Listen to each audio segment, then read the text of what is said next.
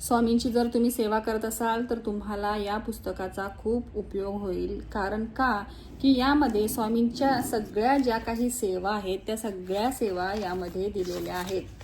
प्रत्येक आता आपण गुरुवारी सेवा करतो, तसेच बरेच असे भक्त आहेत की प्रत्येक वाराला त्यांना प्रत्येक देवतांची सेवा देखील करायला आवडते. म्हणजे सोमवारी शंकर भगवानांची सेवा, मंगळवारी गणपती बाप्पांची सेवा, अशा प्रकारच्या प्रत्येक वाराला प्रत्येक देवी देवतांच्या सेवा करण्यासाठी त्यांना आवडतात. तर त्यांच्यासाठी पण यामध्ये अशा सेवा दिलेल्या आहेत. सोमवारसाठी गणपती अथर्वशीर्ष, श्री शिव कवच स्तोत्र, श्री शिव महिम्न स्तोत्र, श्री द्वादश ज्योतिर्लिंग स्तोत्र, अशा प्रकारचे बरेच स्तोत्र आहेत. तुम्हाला जे वाचावेसे वाटतात, तुम्हाला जे वाचून मनाला शांती मिळते ते स्तोत्र तुम्ही वाचू शकता यामध्ये.